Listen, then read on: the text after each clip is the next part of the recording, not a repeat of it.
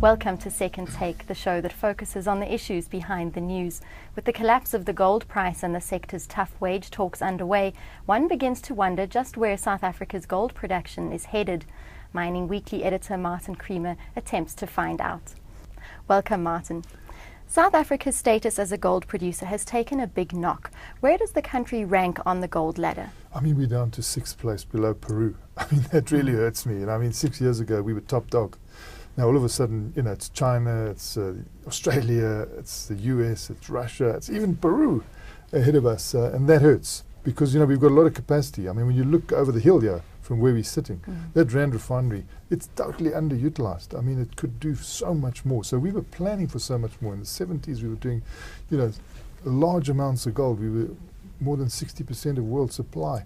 In fact, if you look over the years, we've supplied more gold. We've produced more gold than any other humankind, you know, in history, like 51,000 tons or something. So to come down into sixth place like this and to sort of perceive that we could fall further because of these wage talks going on, you know, and the hostility in the industry and the lack of foresight of people within the sector to realize how important this industry is. You know, it's got so many industrial linkages, and that's why we need to take far more care of it.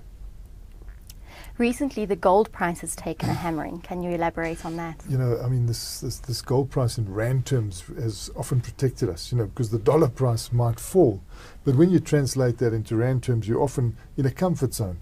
But it's fallen so far, you know, in dollar terms, you know, I think the worst fall since 1920 or something, that, you know, even when you translate it into Rands, it's seriously low. You know, it's going below the 400,000 Rand per kilogram level, and you know we've been used to 500,000 plus per kilogram level. So at every glance, you know, it's serious depression in the gold sector, and yet you have these massive wage demands, you know, of 150% and 60%, and completely illogical at this point in time. And I wish, you know, our unions could come into line with global economy, global economic realities, local economic realities, because they are totally out of tune.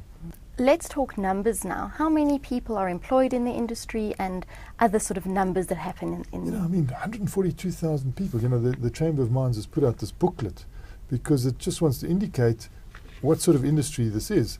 Still 142,000 people. They earn something like, well, last year, 22 billion rands worth. You know, it's not too shabby. That's like 155,000 rand per person. And when you look at the capital expenditure, you know, you're looking at the level of 14 billion rand in capital expenditure. Now, that keeps so much going in the economy because there's so many forward linkages, backward linkages, you know, and this industry, being more than 100 years old, has given birth to a lot of engineering activity, you know, a lot of side stream activity that people are so dependent on. So if this industry catches a cold, those other industries get pneumonia, and that's very concerning at the moment. What is government doing to help the gold industry specifically? You know, they're not doing anything specifically, but they're trying to get foursquare behind the mining sector because they can just watch their tax outlook just falling. You know, all the projections on tax are miserable. And, you know, we've come to rely and just sort of taken for granted the fact that we'll be exporting at a pace and, you know, that revenue will come in for gold and that revenue will come in for platinum and it'll come in for gold. All of a sudden, you see the world not wanting it anymore. And inside the country, the people who produce it, you know, making ridiculous demands. So you're caught and you're in a squeeze. The government, which I think, you know, got about 2.1 billion rand in tax from the gold sector alone last year, is suddenly saying, hey, you know, are we going to get anything? You know, the bulk of the precious metals industry, and I'm talking platinum as well, underwater, not making money, not good outlook. So that spells a problem for, you know, the finance minister, and that's why he's become so involved in these talks, trying to settle the industry down, at least from a point of view of law and order. You know, we can't have the images going out of people going on wildcat strikes and intimidating others, because that is just setting us so far down the investment ladder that it'll be difficult to recover. So definitely the government is coming foursquare behind the mining industry. The gold industry is part of that. It's under the spotlight at the moment because of all these wage talks. And the framework for peace in the industry and for sustainability in the industry, that's going to be tested. But no one has said that it wouldn't be tested, but at least it's there to deal with instability. It's not going to guarantee stability, but it helps to deal with instability. We've got to take everything we can get at the moment because we can't afford any more damage to our image as an investment destination. So overall, the outlook does look a bit shaky for the mining industry. Overall, I think is they're battling to recover.